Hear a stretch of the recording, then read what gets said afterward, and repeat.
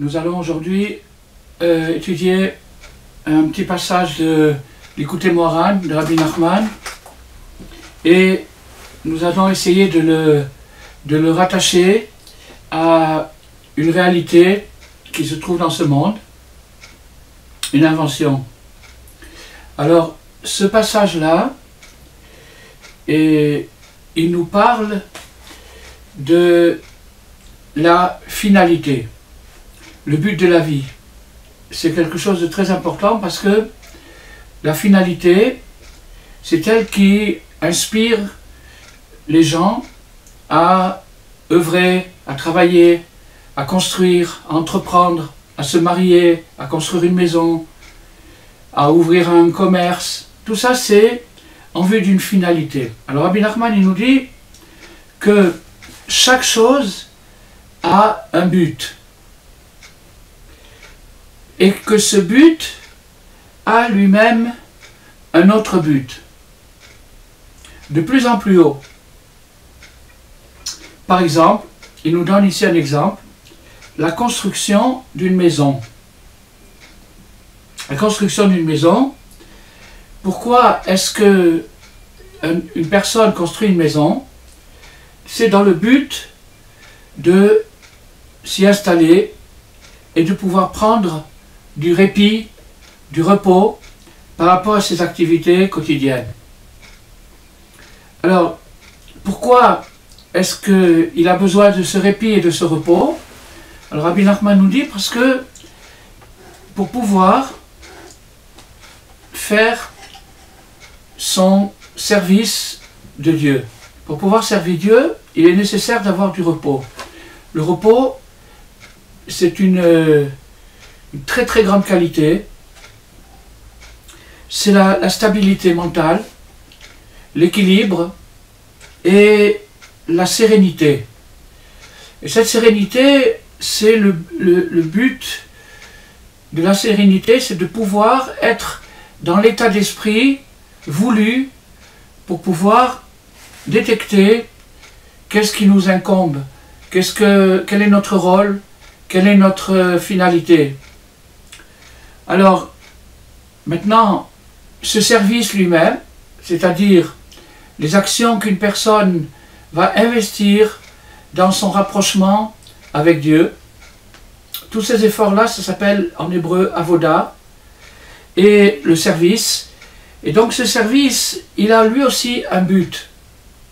Il n'est pas un but en soi, c'est un moyen pour atteindre un but encore plus élevé. Alors, à part ça, ou plutôt à partir d'un principe, le but de chaque chose est rattaché à la pensée première. Il y a dans toute chose une pensée première. On va reprendre l'exemple de la maison. Si quelqu'un veut construire une maison, ça veut dire qu'il a une volonté, une pensée première, une idée qu'il voudrait réaliser. L'idée d'habiter chez lui, d'être chez lui, d'avoir sa maison. Alors cette pensée-là, elle s'appelle la pensée première. Et elle est la réalisation, quand la personne aura construit sa maison, quand la maison sera déjà construite et qu'elle sera habitable, et que la personne habitera dans sa maison, ça s'appelle la fin de l'œuvre. Il y a la pensée première et la fin de l'œuvre. La pensée première, c'est l'idée initiale qui nous est venue à l'idée quand on a voulu construire une maison par exemple, ou autre chose, n'importe quoi. Et la finalité, le but, c'est l'habitation, d'habiter dans sa maison. Entre le début et la fin, il y a plusieurs étapes de construction. Alors ces étapes-là, bien que chronologiquement, elles soient plus proches du début que la fin, mais en réalité, la fin est plus proche du début que le moyen qui amène vers la fin. C'est-à-dire que quand la personne habite réellement dans sa maison, elle a rejoint, si vous voulez, elle a bouclé un cercle à partir du début jusqu'à la finalité, jusqu'à atteindre le but de cette construction qui était justement d'habiter dans cette maison.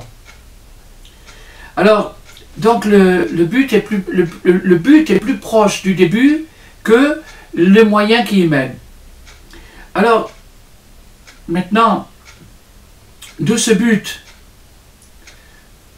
provient le choix des moyens. Par exemple, quand quelqu'un veut construire sa maison, Rabbi Nachman continue sur l'exemple de la maison. On va bientôt voir où ça nous mène tout ça, c'est très intéressant. C'est un petit peu au début une base qu'on est en train de lancer pour établir, pour faire venir une idée, mais l'idée vaut la peine. Donc Rabbi nous revient sur l'exemple de la maison et il nous dit que quand on a construit, quand on avait l'idée de construire la maison, c'est sûr que cette maison ne s'est pas construite en un coup et qu'il a fallu préparer des matériaux de construction, du bois, du ciment, des pierres, des briques, des tuiles, pour pouvoir construire cette maison. Après, quand la maison est construite et terminée, alors la perfection de cette maison, c'est-à-dire le but de sa construction, pourquoi j'ai construit cette maison, c'était de rejoindre la pensée initiale. Il y avait une pensée initiale, pourquoi est-ce que je me suis fatigué, pourquoi est-ce que j'ai investi du temps, des efforts et de l'argent pour pouvoir construire une maison. C'est pas pour le plaisir de construire, c'est pour y habiter, pour avoir une maison, pour avoir un toit sur ma tête. Quand j'ai le toit sur ma tête et que j'ai l'habitation, j'ai rejoint ma pensée initiale. Donc, le but est plus proche de la pensée initiale que l'élaboration, l'évolution du travail lui-même. Alors, bon, ça c'est une base. A priori, elle semble vraiment élémentaire, presque à la limite connue par tout le monde, mais vous allez voir que Rabbi Nachman va faire jaillir de cette banalité, il va faire jaillir quelque chose d'extraordinaire, quelque chose qui peut nous être utile à chacun et à chacune dans le quotidien, dans la vie pratique, dans la famille, dans le travail, dans notre vie intérieure, spirituelle, etc. Alors Rabbi Nachman nous dit, et sache que le but final de toute la création, pourquoi Dieu a-t-il créé toute cette création, tout ce décor, on pourrait dire, c'est dans le but de nous procurer le délice du monde futur. Le délice du monde futur, c'est-à-dire le plaisir que nous ressentirons quand nous aurons suivi toute cette élaboration, comme la personne qui a construit sa maison, chacun construit sa maison dans le monde futur. Donc cette maison dans le monde futur, c'est une maison de délice, une maison de plaisir, une maison de réjouissance éternelle.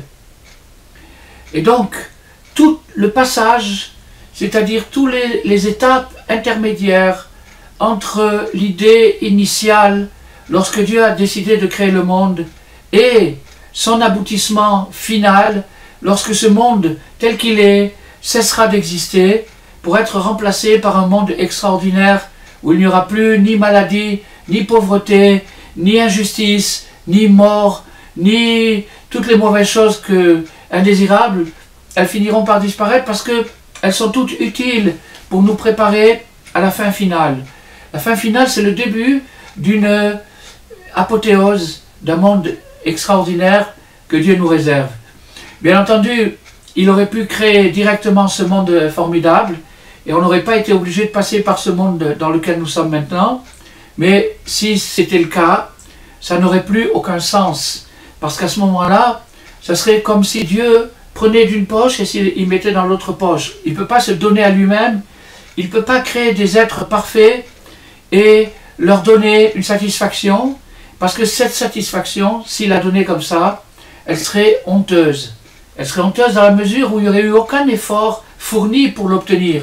Et s'il n'y a pas eu d'effort, il y a donc de la honte. Comme quelqu'un qui reçoit un don sans pouvoir donner du retour, sans pouvoir montrer sa reconnaissance, il y a une certaine honte là-dedans. Donc Dieu qui veut que la réjouissance finale soit dans l'honneur, parce que l'honneur c'est une partie de cette réjouissance justement, alors il est obligé pour ainsi dire de créer tout ce décor qui va permettre par les choix que nous ferons tout au cours de notre parcours pour arriver à construire notre maison dans le monde futur, eh bien c'est grâce à ça que nous arriverons à ramasser les éléments de lumière qui sont nécessaires pour la félicité, pour le bonheur éternel. Bon, alors vous allez dire c'est un petit peu lointain. Eh bien c'est ce que dit Rabbi Nachman. Rabbi Nachman nous dit encore plus que ça. Il nous dit, il est impossible d'imaginer la finalité, le paradis, pour des gens ordinaires. Les gens ordinaires, c'est nous tous. Les gens ordinaires, c'est des gens qui sont conditionnés par la perception sensorielle. On perçoit avec les sens, avec la vue, l'ouïe, l'odorat, le toucher, le goût. C'est ça qui nous permet de percevoir, de capter la réalité du monde. Donc, comme on est équipé de cette captation, et qu'on est limité par cette captation, parce que les sens sont essentiellement limités, même dans leur domaine, on voit par exemple que pour l'oreille, pour l'ouïe, on voit que l'ouïe ne capte pas les ultrasons. On voit que la vue ne capte pas les ultraviolets. On voit que nos sens sont limités même dans des choses qui sont des réalités matérielles. Mais nos sens ne sont pas équipés pour toutes les réalités matérielles. Par exemple, ici à la minute où nous faisons ce cours, eh bien, il y a au même moment, en temps réel, la radio de Pékin, celle de Moscou, celle de Washington, celle de Paris, celle de tous les pays du monde, qui se trouve dans cette pièce et qui diffuse à plein volume. Mais on ne peut pas le capter parce qu'on n'est pas équipé. Notre oreille ne peut pas capter les ondes. Mais si on a un appareil qui traduit ces ondes, c'est-à-dire un poste de radio, eh bien à ce moment-là, on va voir que ces ondes étaient ici, elles se trouvaient ici. Donc il y a des tas de réalités physiques qu'on ne peut pas capter parce que nos sens sont extrêmement limités. Mais si c'est comme ça, à partir des réalités physiques, à plus forte raison pour les réalités spirituelles, pour des choses qui sont totalement détachées de l'esprit, détachées de la matière et attachées à un autre système, à une autre fréquence totalement. C'est comme dans la radio, vous avez les ondes courtes et les ondes moyennes et les ondes longues. Et bien c'est pareil, spirituellement, il y a des fréquences qui ne peuvent pas être captées par notre perception sensorielle. Parce que, à propos de ce but, c'est-à-dire du but ultime, il est dit Aïn Lorata, un œil ne l'a pas vu. C'est-à-dire l'œil humain n'a pas pu capter cette chose-là. Pourquoi? Parce que si on captait cette chose-là, si on captait la réjouissance du monde futur, si chaque fois que je fais quelque chose de bien, comme par exemple à l'heure présente, tout de suite, en temps réel, on est en train d'étudier quelque chose de très profond et de très beau, mais si je voyais le développement spirituel de ce qu'on est en train de dire maintenant, je serais dans l'extase, je serais dans un état d'extase, je serais tellement émerveillé par la beauté, par la profondeur de ce qu'on est en train de dire. Mais notre lourdeur, notre limite sensorielle ne nous permet pas de capter ça. Parce que Aïn Lorata, l'œil n'a pas vu. C'est-à-dire le sens visuel ne peut pas capter certaines réalités spirituelles. À plus forte raison, la réalité spirituelle par excellence, c'est-à-dire la récompense finale. Alors si c'est comme ça, on se trouve dans l'obscurité. C'est-à-dire que si c'est comme ça, c'est-à-dire si on ne peut pas capter le prolongement, l'aboutissement de nos efforts, et bien finalement, on va se poser la question deux fois, est-ce que ça vaut la peine de faire ces efforts si finalement on ne peut pas en profiter, si finalement on ne peut pas les attraper, même pas les voir. Alors c'est ça le grand problème. Et si vous voulez, c'est ce qui s'appelle en un mot la motivation. La motivation, c'est comme quand une personne est équipée d'un moteur et elle veut avancer.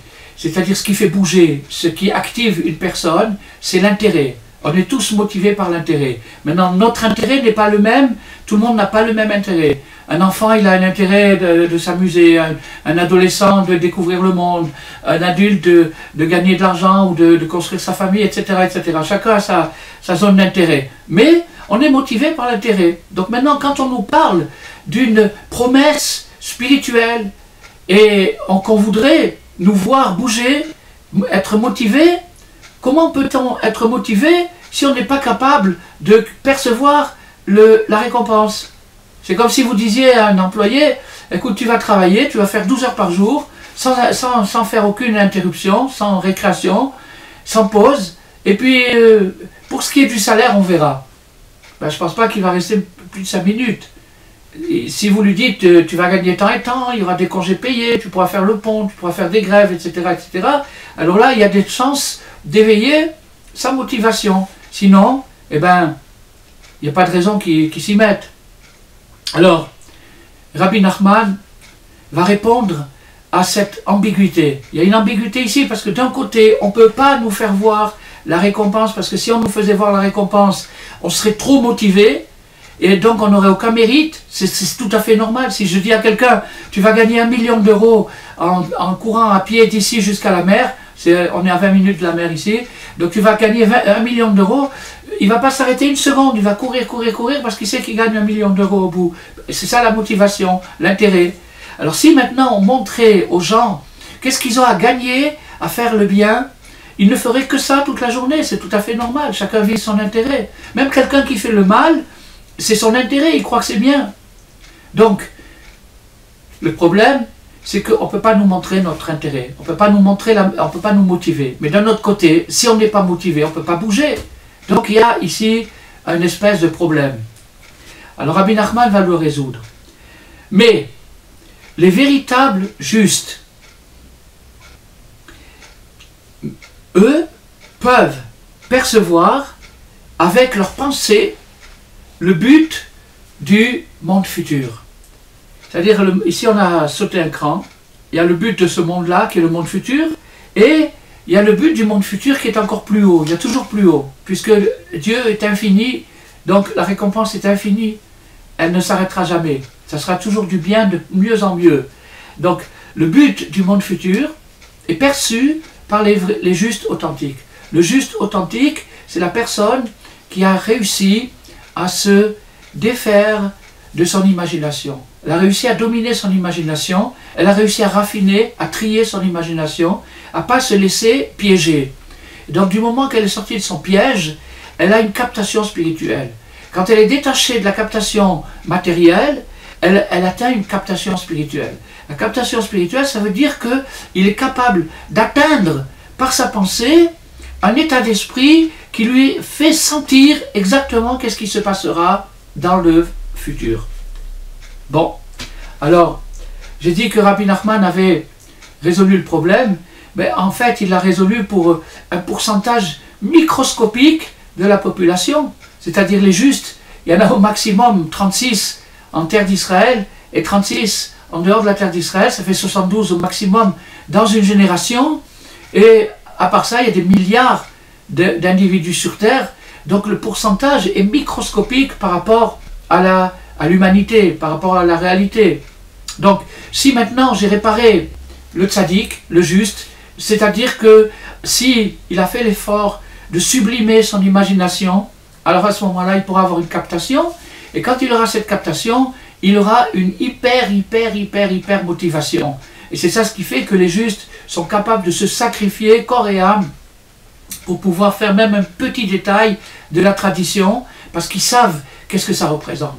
Ils le voient, ils ont nettoyé leur sens, ils ont nettoyé leur vue, et donc ils sont capables de capter quelle est la prolongation, jusqu'où ça mène, quelle est la finalité de cet acte que je suis en train de faire maintenant. Par exemple, maintenant qu'on étudie la Torah, si je pouvais voir où ça mène, je serais époustouflé. Mais je ne le vois pas, pourquoi? Parce que j'ai des tas d'autres choses dans ma tête, dans ma mémoire, dans mon subconscient, et donc je suis encombré. Et cet encombrement, il fait que je n'arrive pas à capter. Mais celui qui s'est débarrassé de cet encombrement, lui, il arrive à capter. Donc pour lui, le problème est résolu. Mais nous, alors Rabbi Nachman, il va nous dire quelque chose d'extraordinaire. Il nous dit, chaque individu selon la racine qu'il a dans l'âme collective. L'âme collective, c'est-à-dire, on peut l'appeler aussi l'âme collective. L'âme collective, c'est-à-dire l'ensemble des âmes tout ensemble. L'ensemble des âmes tout ensemble, c'est ce qui s'appelle en hébreu la Shekhinah, ou la présence de Dieu, et qui se divise en deux parties. Un aspect masculin de la Shekhinah, qui s'appelle Tzadik, et l'aspect féminin de la Shekhinah, qui s'appelle la communauté. Donc l'ensemble, la communauté et le Tzadik, c'est le couple suprême, le couple spirituel suprême, duquel c'est nos parents finalement, les parents spirituels, duquel vont jaillir toutes les âmes. Donc chacun, l'âme de chacun est incrustée, elle provient de l'âme collective. La Neshama, l'âme du Tzadik, l'âme collective. Alors maintenant, chacun suivant son branchement dans l'âme collective, c'est-à-dire comme vous voulez, vous arrivez à imaginer un trolleybus qui a des perches, ou un TGV qui a des perches et les fils électriques au-dessus de sa tête. Et bien, spirituellement, c'est la même chose. On a nous aussi une espèce de perche qui nous relie à une source d'énergie infinie. Donc, suivant mon branchement personnel, chacun a un branchement différent. Et ce branchement différent lui demande un comportement différent. On ne peut pas fabriquer des robots. On ne peut pas être conditionnés tous pareils. Il y a une individualité. Bien qu'il y ait une collectivité, la collectivité c'est l'ensemble. On a dit que ça s'appelait la communauté et le juste, le tzaddik. Mais dans cette communauté et dans ce juste, il y a des millions d'individus. Et ces individus sont spécifiques, particuliers, uniques dans leur fonction, dans leur branchement et dans les résultats qui sont attendus d'eux. Alors, suivant son branchement, il reçoit, lui aussi, un reflet de la finalité. C'est-à-dire, le tzaddik capte parfaitement la finalité. D'ailleurs, si vous voulez en être convaincu, vous n'avez qu'à ouvrir la Bible. Regardez les prophètes. Les prophètes ne sont que des capteurs de réalité. Ils captent des réalités. Alors, ce qu'on appelle le futur, c'est en vérité une façon de parler, parce qu'au-delà d'un certain niveau, le temps n'existe plus. Le passé, le futur et le présent ne font qu'un, une espèce de présent éternel, intemporel. Donc, à partir de ce moment-là, le prophète, c'est pas quelqu'un, c'est pas un devin, c'est pas un cartomancien, c'est pas quelqu'un qui essaye de deviner l'avenir pour pouvoir acheter des actions, pour pouvoir placer de l'argent ou un truc comme ça. Et c'est pas le futur qu'il voit. Il s'élève au-dessus du temps, il monte dans l'intemporel, et à partir de l'intemporel, il capte toutes les choses qui se sont passées, qui existent et qui vont se passer. Il devient au-dessus du temps. Donc le prophète, c'est quelqu'un qui voit le but, il voit la fin des choses. Maintenant, quand il écrit sa prophétie, il l'écrit dans notre langue à nous, et chacun, selon son branchement, a cette âme collective qui est la Bible. La Bible, c'est l'âme d'Israël, et c'est l'âme du monde. Et donc, cette Bible-là, c'est l'ensemble des révélations de ce que les prophètes ont vu, ont capté par anticipation, non pas dans le futur, mais dans la réalité. Pour eux, c'était le présent. Donc, et ils nous l'ont transmis. Maintenant, regardez une chose.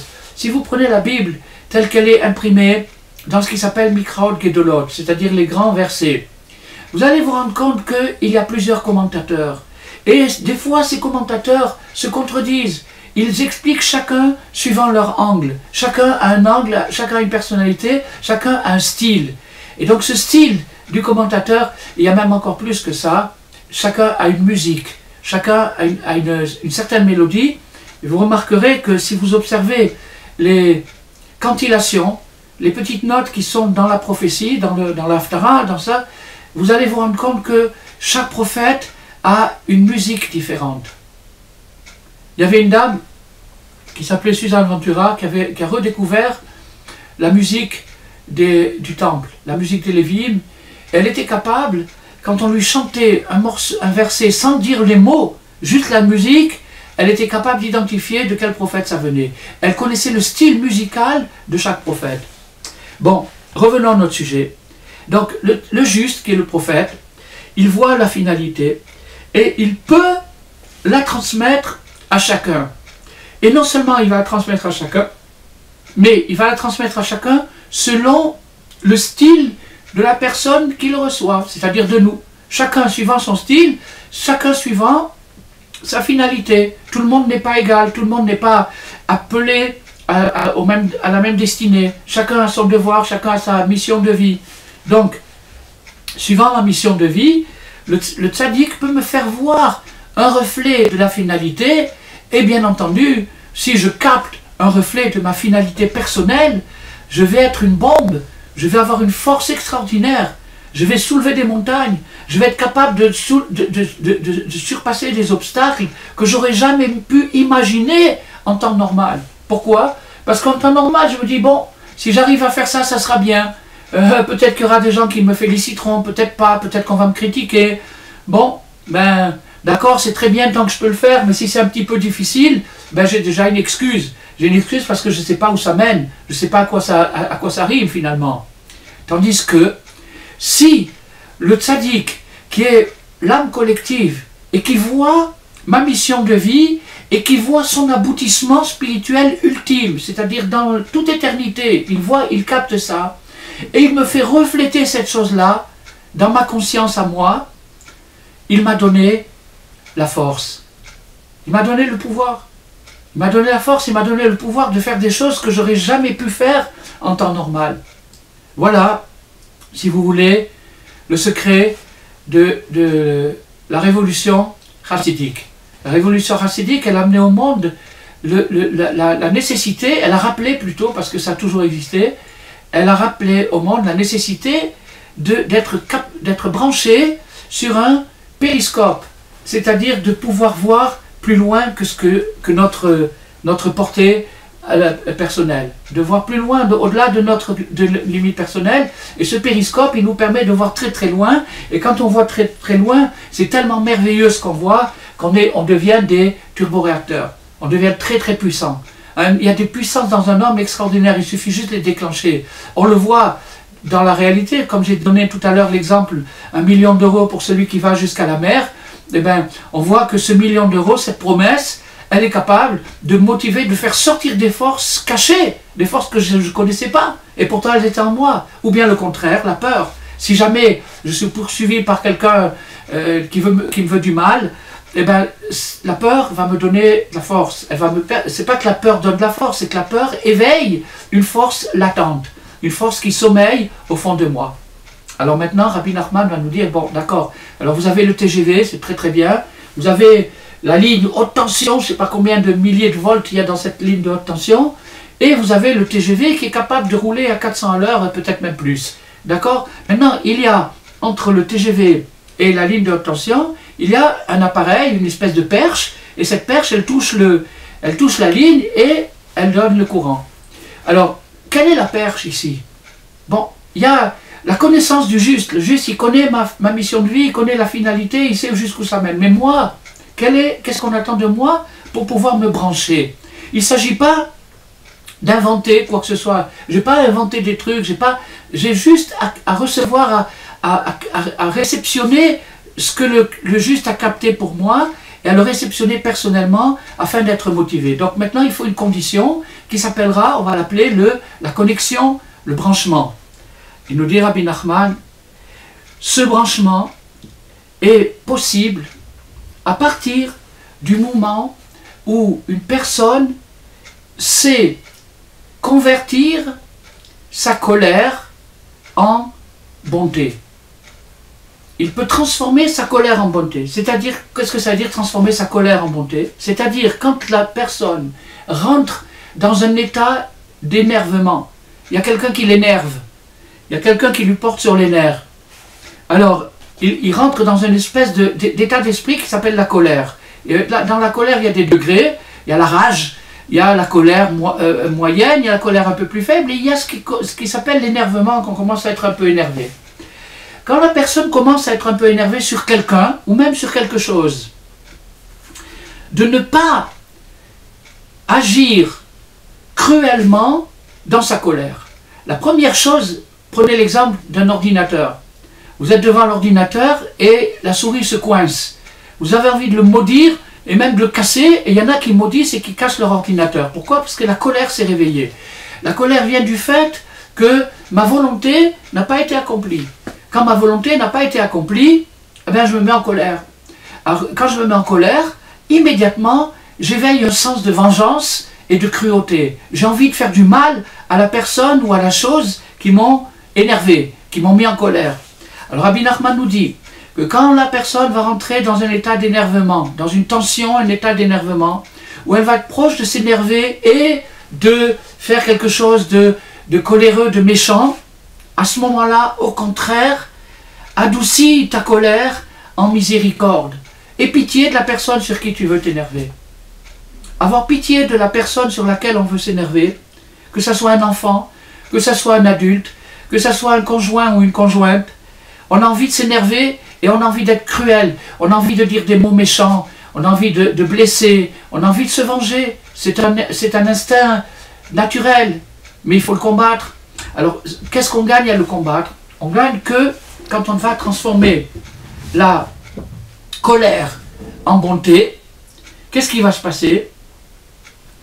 Eh bien, de cette façon-là, on va fabriquer une couronne. Imaginez que vous transformez du charbon en diamant. On dit que le diamant, c'est un ancien charbon. Bon, peut-être, je ne sais pas, en tout cas, il fait partie de la famille des charbons. Imaginez quelqu'un qui transforme du charbon en diamant. Il deviendrait très riche. Eh bien, quand quelqu'un a pris sa colère et qu'il a transformé, il a converti sa colère en bonté, en douceur, en pitié sur la personne sur laquelle il veut s'énerver, il a fabriqué une couronne pour les justes. Les justes, entre parenthèses, les vrais justes, c'est pour ça que Rabbi Nachman a insisté au début, il y a des vrais, il y a des faux, il y a des demi-vrais, des demi-faux, bon, on ne va pas rentrer dans ça aujourd'hui. En attendant, le vrai juste, c'est celui qui ne cherche pas les honneurs. Il ne cherche pas les honneurs, il ne cherche pas l'argent, il ne cherche pas l'influence, il ne cherche pas la puissance, il ne cherche rien de tout ça. Et il se voit comme quelqu'un d'inutile. Le meilleur exemple de toutes les générations, c'est Moïse, qui, lorsque Dieu lui a proposé d'aller sortir le peuple juif d'Égypte, il ne voulait pas. Il a fui.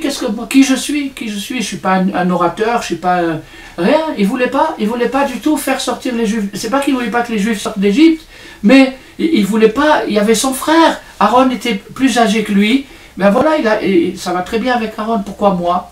Ça a duré 7 jours que Dieu a dû le convaincre avec des arguments divins pour l'amener à faire sa mission, et à la fin il a fini par accepter. Mais il a accepté un petit peu de force, parce que Dieu voulait qu'il aille au travail, qu'il aille faire sortir les Juifs d'Égypte.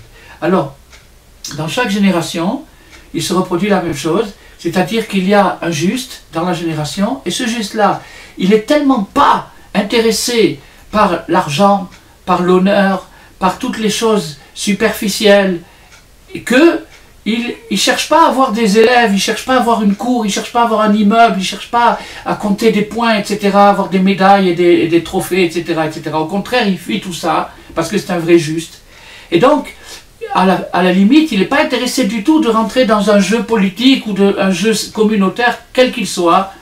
Et si, pourtant, son autorité est nécessaire, elle pourrait aider les autres, comme l'autorité de Moshe, qui était roi, eh bien à ce moment-là, si nous, de notre côté, nous avons fabriqué des diamants, nous avons fait une couronne qui va couronner le tzaddik, et grâce à ça, il aura le pouvoir, et de cette façon-là, il sera obligé de venir nous secourir. Voilà. Donc, si vous voulez, en résumé rapide, avant qu'on passe maintenant à une illustration, en résumé rapide de tout ça, eh bien, il y a un but, il y a une finalité. Ce but et cette finalité, c'est ça qui nous donne la motivation, l'envie d'avancer, l'envie de créer, l'envie de construire. Et donc, mais le but spirituel de nos actions spirituelles dans ce monde n'est pas accessible par notre intelligence ni par nos sens, Tandis que le juste, le tzaddik, celui qui a fui les honneurs, qui a fui l'argent, etc., lui, il va pouvoir atteindre, capter cette chose-là, et du moment qu'il la capte, il peut la retransmettre à nous. Il peut nous la transmettre, il peut la traduire dans notre langage à nous. Mais ceci a une condition, c'est qu'il y a une connexion. Cette connexion, elle se fait par notre effort personnel, dans la mesure où on est capable de convertir notre colère en douceur, en gentillesse, en pitié. Alors, avant de passer à l'image que vous voyez ici, l'image de la locomotive, eh bien, je vais dire que la colère est une forme d'idolâtrie. La colère est une forme d'idolâtrie, c'est-à-dire que, j'ai dit tout à l'heure que qui c'est qui se met en colère? C'est celui pour qui sa volonté n'est pas accomplie. Quand on ne fait pas ce qu'il veut, il se met en colère. Alors, cette mentalité de dire « ça doit être comme je veux », c'est ça l'idolâtrie. Parce que la personne se fait une idole, elle se fait un petit Dieu. Elle fait comme si elle était Dieu. C'est moi qui ai décidé, c'est moi qui ai dit, ça va être comme je dis, etc. etc. Ça, c'est de la pure idolâtrie. Et donc l'idolâtrie construit une colère, et cette colère empêche le juste d'intervenir et de nous faire le reflet, la connexion avec le monde futur. Bon, je pense que jusqu'ici ça a été clair, j'espère en tout cas. Et donc maintenant, on va trouver une illustration, la locomotive. Locomotive, il y a aussi le mot motive, la motivation. Alors, donc la motivation de la locomotive.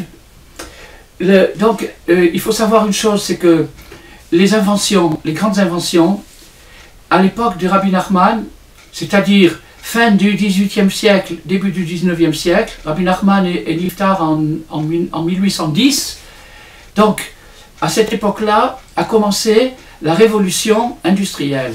La révolution industrielle, c'est-à-dire l'accroissement de la population, a fait que les moyens de production qui existaient avant n'étaient plus suffisants pour pouvoir satisfaire le besoin de la clientèle, et donc les hommes se sont ingéniés à trouver des moyens de production plus efficaces avec des moyens. Bon, maintenant, le problème dans la production, encore une fois, c'est l'énergie.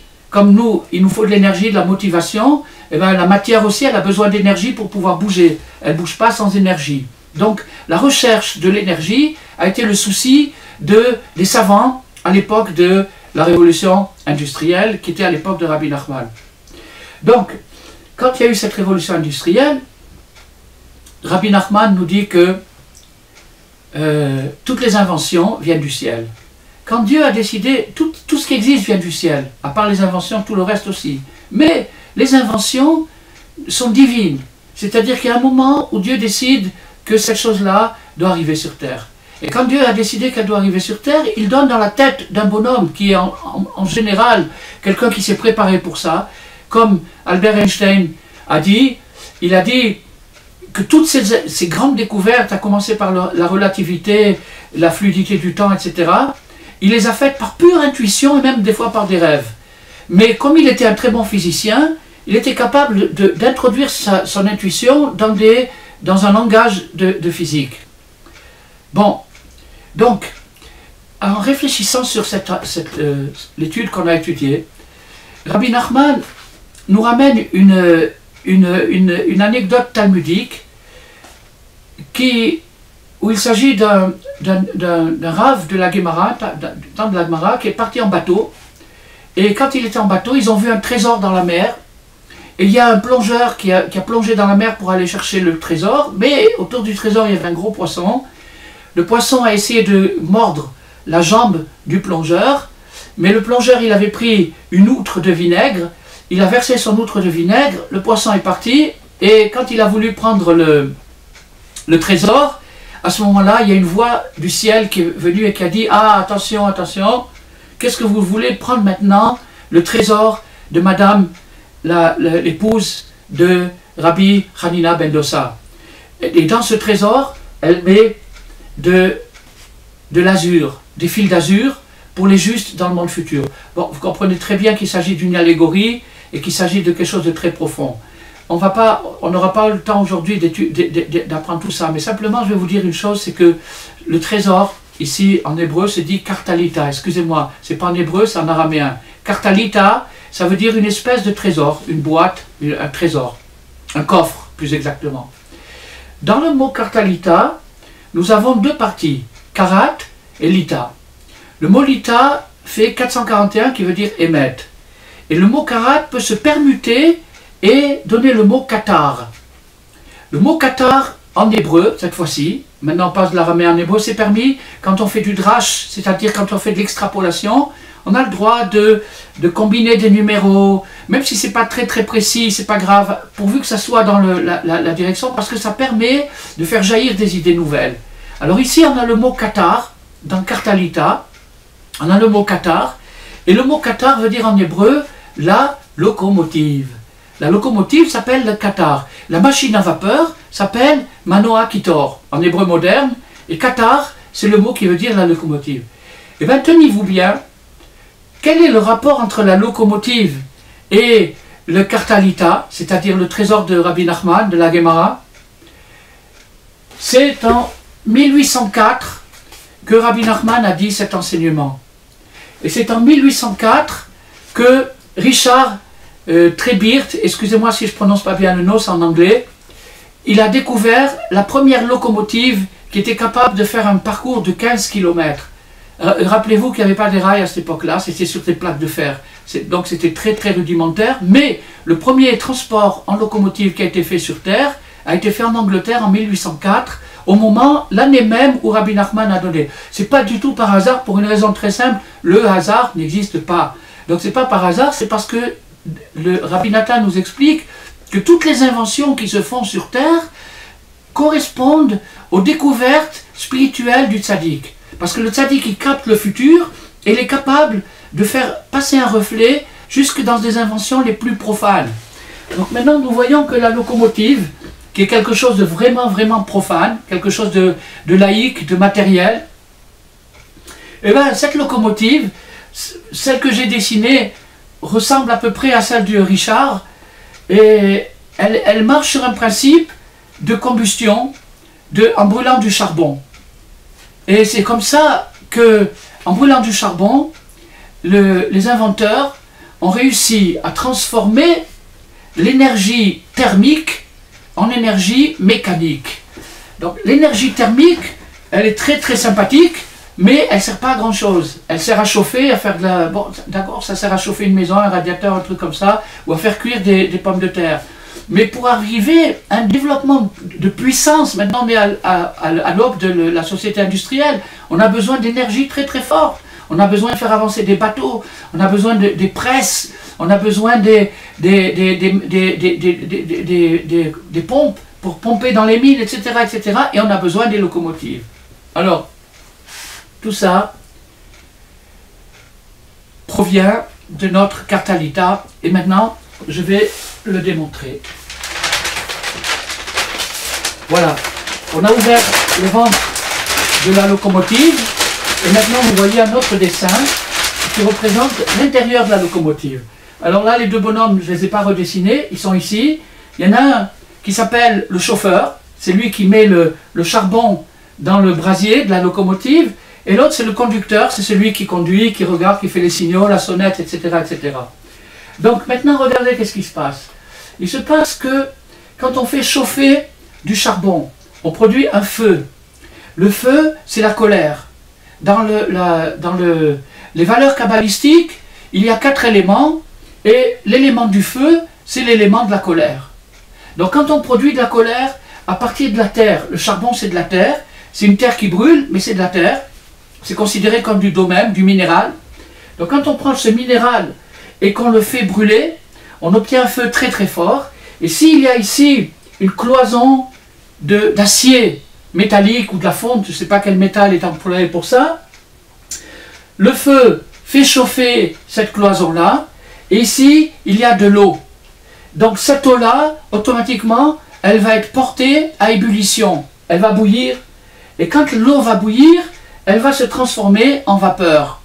Quand elle va se transformer en vapeur, la vapeur, Dieu a fait que la vapeur est un élément qui demande toujours d'avoir sa place.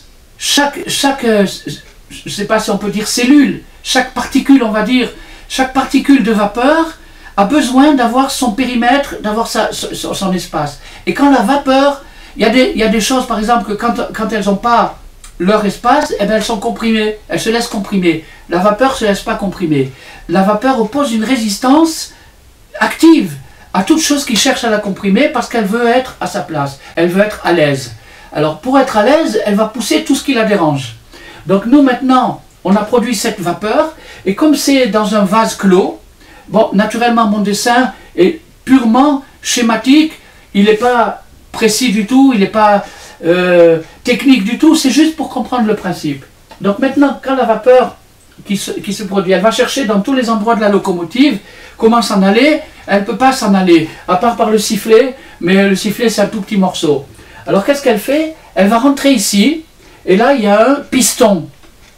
Donc la vapeur va pousser le piston, et en poussant le piston, déjà l'énergie thermique s'est transformée en énergie mécanique. L'énergie mécanique, c'est la capacité de traction, de tirer des tonnes et des tonnes, des milliers de tonnes de marchandises, alors qu'au départ on n'avait que du charbon. Et maintenant, de ce charbon, on a obtenu une puissance, une énergie extraordinaire. Donc maintenant, quand la vapeur va pousser le piston, il y a un petit système, excusez-moi, je ne l'ai pas très bien compris, donc je ne peux pas l'expliquer, il y a un petit système de valves qui fait que le piston revient et qui revient et qui revient, ils ont trouvé la réponse à tout. En tout cas, ce fameux Richard, c'est lui qui a inventé cette locomotive en 1804, quand Rabbi Nachman a enseigné cet enseignement. Alors après, le piston, qu'est-ce qu'il fait? Il pousse une bielle. La bielle, c'est une barre de fer qui est reliée à une roue, mais qui n'est pas au centre de la roue, qui est sur le bord. Donc quand la bielle, elle pousse, elle fait tourner la roue, et dès l'instant où elle fait tourner la roue fait tourner d'autres roues, et ça fait marcher la locomotive. Donc, maintenant, voilà, on a... Alors donc ça, c'était la colère.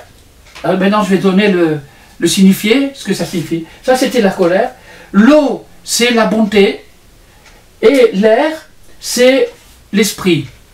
Donc quand vous avez bonté plus esprit, qui sont chauffés par la colère, c'est-à-dire que vous avez transformé la colère en Ruach Maïm.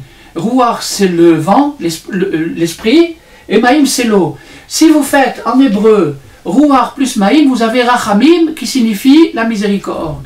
Donc vous avez transformé la colère en miséricorde, et quand vous transformez la colère en miséricorde, vous obtenez une énergie fabuleuse.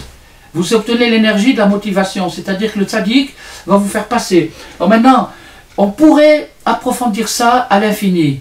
Je vais vous donner deux chemins sans m'engager dans ces chemins parce que ça prendrait des heures. En attendant, il y a une chose qui est une des règles de la Kabbalah qui s'appelle Igulim Veyosher. Ça veut dire les cercles et les traits. Vous avez le cercle et le trait, ce sont les figures géométriques de base. Le point et le trait, le cercle c'est un développement du point et le trait.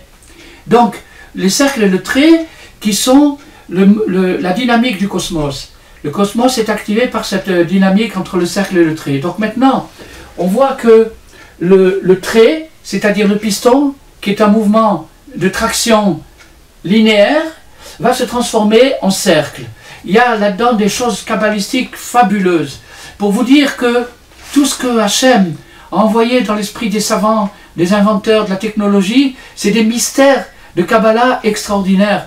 Et que nous, on doit chercher là-dedans, qu'est-ce qui peut nous aider à nous motiver. En faisant ça, si vous voulez, en étudiant ça, on voit un petit peu la prolongation, on sent un petit peu la prolongation de toutes ces choses-là. Elles sont tellement, tellement merveilleuses. Alors, donc, on a vu ça. Il y a encore une autre prolongation, mais on n'aura pas le temps aujourd'hui, peut-être une autre fois. C'est si la locomotive est un instrument tellement bien, comment ça se fait qu'on peut s'en servir pour le mal? N'oublions pas que ce sont les locomotives qui ont amené 6 millions de juifs dans les camps de la mort. Donc la locomotive a trouvé aussi un très très mauvais usage. Toutes choses sont ambivalentes. Dieu a créé une symétrie dans le monde, toute chose qui est extraordinaire peut être horrible. On ne va pas s'étendre là-dessus, je vais juste dire un petit peu pour celui ou celle qui veulent réfléchir, c'est qu'il y a en psychologie ce qui s'appelle le refoulement. Alors, le refoulement, ça veut dire quand j'ai de la colère, le refoulement, je vais expliquer ce que c'est le mécanisme freudien du refoulement. C'est que chaque personne essaye de produire une image sociale, d'avoir une apparence sociale acceptée par la société. Maintenant, quand une personne veut absolument avoir cette image sociale, alors elle se sent obligée de comprimer, de refouler toutes les choses qui peuvent déranger cette énergie. Si par exemple il a envie de se gratter le nez, il est en société, il ne peut pas se gratter le nez. Il est obligé de refouler son envie de se gratter le nez. Donc ça s'appelle le mécanisme du refoulement. La colère, on la refoule à longueur de journée. On refoule la colère à longueur de journée. Chaque fois qu'on se met en colère, si on était méchant chaque fois qu'on se met en colère, on finirait très rapidement en prison.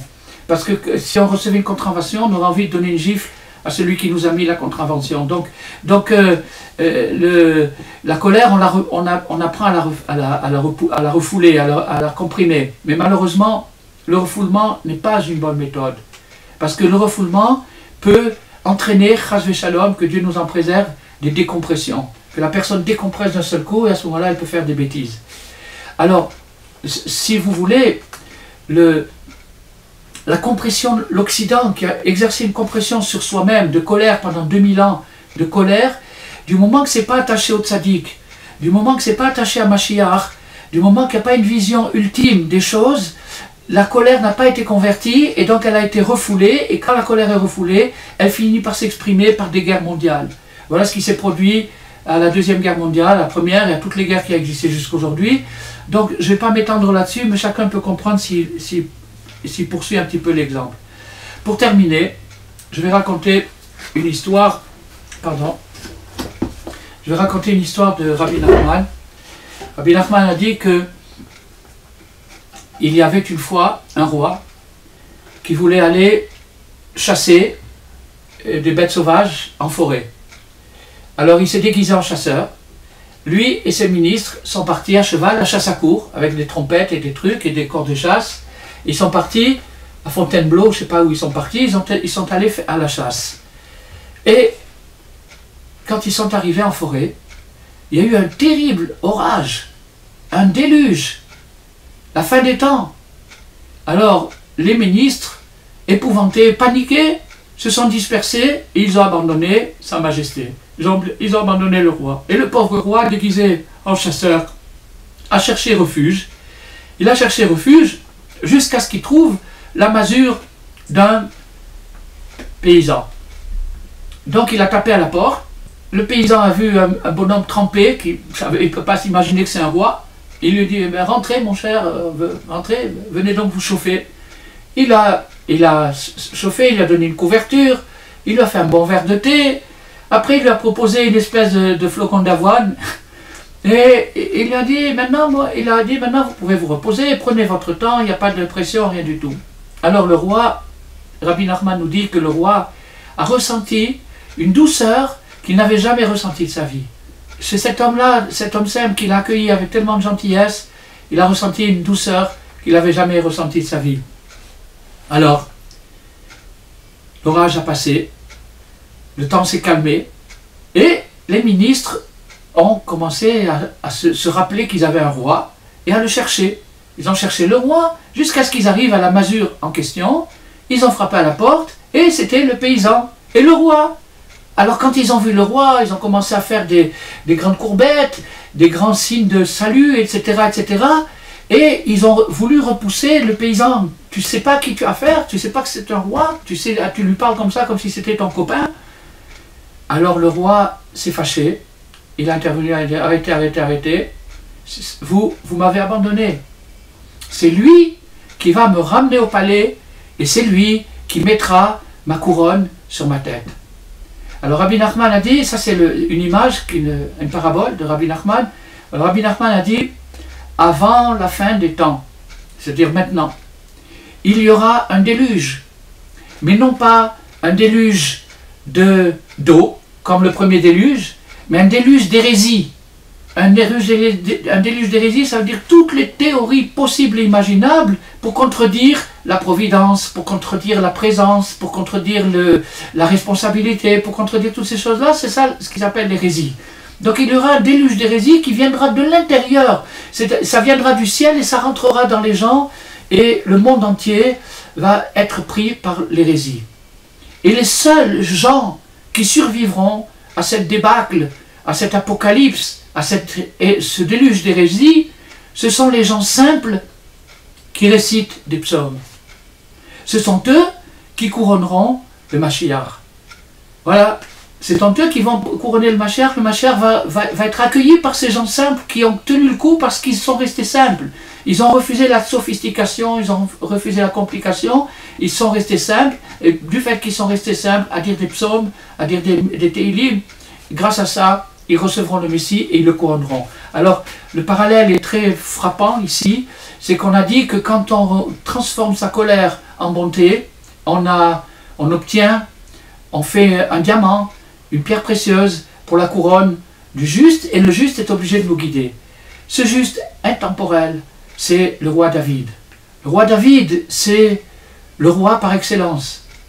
Et ce roi David, il a dit les psaumes. Et quand il a dit les psaumes, tout le monde sait, celui qui a lu un petit peu dans la Bible, l'histoire de David et tout ce qui s'est passé avec lui, toutes les guerres qu'il a eues, a vu que c'était un personnage qui a eu beaucoup affaire à la violence. Il a dû se battre, il y a eu des guerres, etc., etc., etc. Mais David, c'est lui qui a su convertir sa colère en bonté, en douceur. Et quelle est la douceur qui est produite par la colère du roi David? C'est les psaumes. Ne'im Zemirot Israël. La douceur de la mélodie d'Israël. La douceur de la mélodie d'Israël, c'est les psaumes. Et donc chaque personne qui va prendre un livre des psaumes, dans la plus grande simplicité, qui comprennent ce qu'il dit ou qui ne comprennent pas, qui le disent en hébreu ou qui le disent en français ou en chinois, ça n'a aucune importance. Le principal, c'est qu'il s'attache à l'âme de David, l'âme de Nefesh David, l'âme du roi. Et à ce moment-là, à partir du moment où il s'attache à cette âme, il va recevoir un reflet du monde futur. C'est ça ce qui se passe quand on dit des psaumes. On reçoit un reflet du monde futur. Comment ça se passe? C'est pas la peine de savoir. J'ai pas besoin de savoir comment une radio marche pour écouter la radio. Je peux écouter la radio sans savoir comment elle marche. C'est la même chose ici. Le Tehillim, c'est la radio du ciel. C'est ça qui va émettre et qui va diffuser à chacun et à chacune sa mission de vie, sa destinée personnelle, qu'est-ce qu'il doit faire sur terre et là où il doit investir son énergie en toute priorité. Alors quand on reçoit ça, on reçoit d'abord une grande sérénité, le repos dont on a parlé au début. On reçoit aussi une vision claire et on reçoit finalement une consolation. Je le souhaite à chacun et à chacune, tout en souhaitant que le mérite de nos études puisse protéger le monde de ce qui se passe aujourd'hui. C'est abominable, la violence qui est déchaînée sur terre. Yératson, que Dieu fasse que toutes les choses dures, les dynimes soient adoucies, que la colère se transforme en douceur et qu'on accueille très bientôt Mashiach. Amen.